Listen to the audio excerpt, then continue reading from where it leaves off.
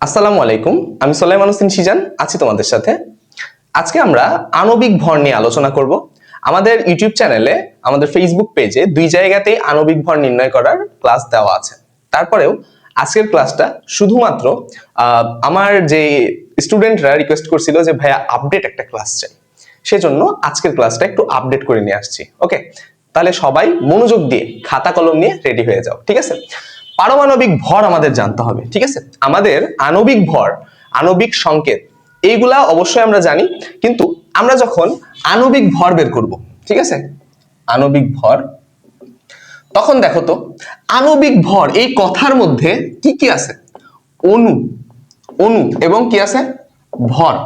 তার মানে অণুর ভর। আমরা অণু কখন বলবো? যখন একাধিক মৌল যুক্ত থাকবে তখন তাকে অণু বলবো। সেটা অণু হতে পারে, সেটা যৌগ হতে পারে, ডাজন্ট ম্যাটার, দুইটাকে একই জিনিস, তাই না? বাট যখন মৌল তখন একা থাকবে। যদি আমি বলি হাইড্রোজেন, তাহলে ওই একা একটা কি মৌল। বাট যদি আমি বলি H2, তাহলে সে পানি, তাই না? সে পানি। দেখো একটু লক্ষ্য করে, এখানে দুইটা মৌল আছে, একটা হাইড্রোজেন আর একটা অক্সিজেন। দুইটা মৌলের সমন্বয়ে কোনো কিছু তৈরি হয়েছে, সেটা অণু বা যৌগ, তাই না? তাহলে এখন একটু লক্ষ্য করো, এই যৌগটার আমি টোটাল ভরটা জানতে চাই। আমি যদি একটা নির্দিষ্ট মৌলের ভর জানতে চাই, দেখো আমি এখানে একটা ছক দিছি, এগুলাই প্রায় লাগে। এগুলা জানলেই তোমার মোটামুটি এভারেজ তুমি বাকি যে যৌগগুলা তোমার চোখের সামনে আসে প্রতিনিয়ত, সেগুলা তুমি আণবিক ভর নির্ণয় করতে পারবে। জাস্ট এইগুলা, এই কয়টা তুমি মুখস্থ করে রাখো, বাকিগুলো তোমাকে মুখস্থ করতে হবে। বাট এগুলা তুমি জাস্ট মনে রাখো, এগুলা মাস্ট, তোমার মনে রাখতেই হবে, মাস্ট। ওকে, একটু লক্ষ্য করো যে আমি যদি বলি যে জাস্ট হাইড্রোজেনের পারমাণবিক ভর কত, তাহলে 1। যদি বলি জাস্ট কার্বনের পারমাণবিক ভর কত, তাইলে কত? 12। এইরকম এভরিথিং, এগুলা সব তোমার জানতে হবে। তাহলে আমি যদি বলি যে এই টোটাল পানি, পানির সংকেত কি? H2O। আমি যদি বলি যে টোটাল পানির মধ্যে, টোটাল পানি, এই টোটাল অণুর ভর কত, তাহলে সেটা আণবিক ভর। তাহলে আমাকে এই হাইড্রোজেনে কয়টা হাইড্রোজেন আছে এবং একটা হাইড্রোজেনের ভর কত, সেটা কয়টা হাইড্রোজেন আছে টোটাল হিসাব করতে হবে, এবং ওখানে অক্সিজেন কয়টা আছে, অক্সিজেনের পারমাণবিক ভর কয়টা, টোটালটা হিসাব করতে হবে। এক কথায় টোটাল ভরটা আমার হিসাব করতে হবে। ওকে, তাহলে দেখো আমি একটু হিসাব করি, পানিরটা আগে বের করি। তাহলে হাইড্রোজেনের ভর কত? 1। কয়টা হাইড্রোজেন আছে? 2টা হাইড্রোজেন আছে। তাহলে 1 × 2, হাইড্রোজেনের কাজ শেষ। বাউন্ডারি দাও, বাউন্ডারি মানে প্লাস। এবার অক্সিজেনের কত? দেখো অক্সিজেনের 16, এই যে 16, কাজ শেষ।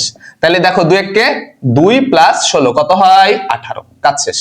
ওকে, বুঝছো আমার কথা? এবার আসো আমরা আরো কয়েকটা প্র্যাকটিস করি, তাহলে আমাদের আরো ক্লিয়ার হয়ে যাবে। ধরো MgCl2। ওকে, তাহলে বলো তো ম্যাগনেসিয়ামের কত? ওই যে ছক দেখে বলো, 24 প্লাস ক্লোরিনের কত? 35.5 ইনটু কত? ক্লোরিন কয়টা আছে? 2টা আছে, এই যে 2, গুণ করে দাও। তাহলে বলো 24 প্লাস 35, তাহলে কত? 71, তাই না? 71, 35.5 × 2, তাহলে 71। তাহলে এখানে কত হয়? 5, আর এখানে কত? 90, তাহলে 95। ওকে, এই তো, তাই না? এই হচ্ছে বিষয়। তাহলে বলো MgCl2 এটা কত? 95। এই টোটালটার মধ্যে 95 গ্রাম আছে। ওকে, বুঝতে পারছো? তাহলে আণবিক ভর মানে টোটাল যে মৌল, ওর মধ্যে কয়টা মৌল আছে, এবং একটা মৌলের ভর যদি অত হয়, ওই কয়টা মৌল আছে টোটালটার ভর কত, মোট কয় ধরনের মৌল আছে সকলের ভর একত্রে হিসাব করে যেটা পাই, সেটাই হচ্ছে ওই মৌলের আণবিক ভর বা অণুর ভর। বুঝা গেছে? আরো কয়েকটা প্র্যাকটিস করি, চলো। ধরো NaCl, লবণ, খাদ্য লবণ, সোডিয়ামের কত? 23, ক্লোরিনের কত? 35.5, তাই না? 35.5, তাহলে কত হয় বলো? 5, 8, তাহলে এখানে হচ্ছে 58.5 এত। তাহলে তোমরা কিছু প্র্যাকটিস করবে, আমি তোমাদের দিই। AlCl3, PCl5, তারপরে হচ্ছে তোমাদের আরো দিই H2SO4, তারপরে হচ্ছে তোমাদের আরো দিই ZnSO4। এগুলা তোমরা প্র্যাকটিস করবা, এগুলা প্র্যাকটিস করে কমেন্টে জানাও, ঠিক আছে? কমেন্টে অবশ্যই জানাও। ওকে, তো সবাই ভালো থাকো, সুস্থ থাকো। আশা করছি আণবিক ভর নির্ণয় করার জন্য আর কারো কোনো সমস্যা নাই, ইনশাআল্লাহ। সবাই ভালো থাকো, সুস্থ থাকো, আমার জন্য দোয়া করো। আজকে এই পর্যন্তই, ধন্যবাদ সকলকে। আসসালামু আলাইকুম।